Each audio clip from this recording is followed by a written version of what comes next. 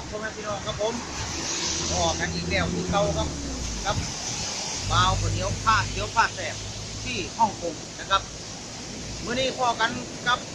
วันเสาร์ที่14กรกฎาคมกรกฎาคม2561นะครับที่เกาะฮ่องกงนะครับฝากติดตามคลิปดีๆนะครับคลิปผ้าเที่ยวผ้าแสบผ้ากินเขานะครับแล้วก็เบิ่งสถานที่ของเกาะฮ่องกงนะครับวันนี้ก็ต้องเข้างานครับผมอีกประมาณ15 นาทีครับมาทักทายพี่น้องครับหลังจากผมได้เฮ็ดคลิปโดนนะครับมื้อแรกเลิกงานดึกก็เลยมาทักทายพี่น้องกันเพราะว่ามื้อแรกเลิกงานเที่ยงคืนครึ่งนะครับ12 นาฬิกาครึ่งนะครับไม่ใช่แมน12 นาฬิกาครึ่งหรือว่า24 นาฬิกา30นะครับเลิกงานแล้วครับแม่นี่ฝนตกแดดออกครับนกกระจอกจะเข้ารังนะครับฝนตกแดดออกที่ฮ่องกงนะครับผมอยากให้เบิ่งบรรยากาศนะครับก่อนไปเฮ็ดงานผมไปร้านไทยมานะครับผมวันนี้ได้แกงหน่อไม้ครับ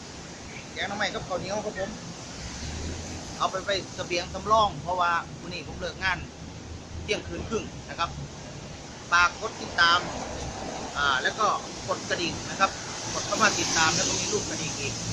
กดติดตามที่เห็นบ่าวข้าวเหนียวนะครับผม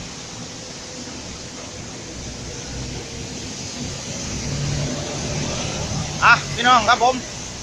เบิ่งบรรยากาศครับวันนี้ฝนตกแดดออกนี่ผมตัวเลยครับไหนเห็นบ่นี่คนกินของคงคนกลางร่มนะครับกลางร่มอยู่นะครับผมนี่ก็ถือร่มตลอดนะครับนี่คนนี้ก็ถือร่มตลอดนี่ครับนี่ร่มตลอดเพราะว่าฝนเพิ่งตกไปเมื่อกี้ครับผมฝนเพิ่งตกไปเมื่อกี้นะครับฝนตกแดดออกนกกระจอกที่เขาหั่งนะครับภาษาบ้านเขานะครับผมรถนั่งแลนหน่วยอยู่พี่น้องเอ้ยครับบรรยากาศดีๆนะครับที่เกาะฮ่องกงนะครับผมให้พี่น้องเบิ่งบรรยากาศแบบจุใจหลังจากฝนตกนะครับชาวบ้านเฮาก็คือ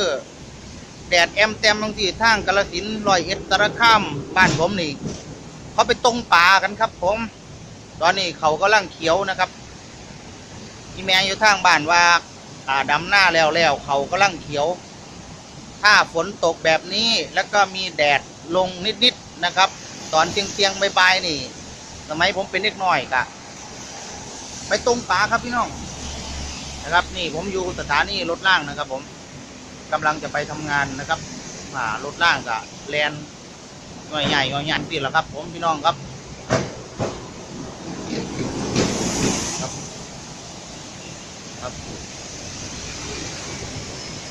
ฝนเพิ่งตกไปเมื่อกี้ครับผมออกจากบ้านมา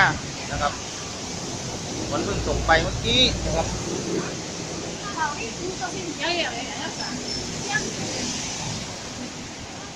ไปแวะร้านไทยมาครับพี่น้องไปซื้อกับเขานะครับเพราะว่ามื้อนี้ต้องเตรียมพร้อมเสบียงเห็นบ่ครับผมพระเจ้ากลางลมนะครับผมเพราะมันผมตัวครับปฏิว่าอันเป้าข้าวเหนียวทั้งฮ่องกงมันแมนบ่คือแดดแท้เบิ่งในคลิปเจ้าอันแดดปานนี้คือว่าฝนตกเพิ่นว่าฝนตกอีดีครับนี่เห็นบ่ครับพระเจ้าเพิ่งกลางลมนะครับดินถนนเปียกๆอยู่ครับถนนรถล่างนะครับ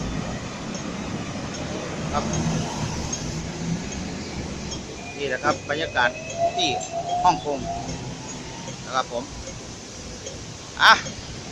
ฝากติดตามคลิปต่อไปนะครับผมที่พาไปกินข้าวกินน้ำนะครับไปเที่ยวบรรยากาศดีๆนะพี่น้องเนาะ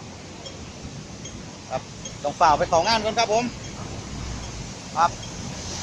ฝากกดติดตามคลิปต่อไปครับผมพี่น้องครับสวัสดีครับอย่าลืมครับผมให้กำลังแรงใจกันเด้อครับสวัสดีครับไฟเขียวแล้ว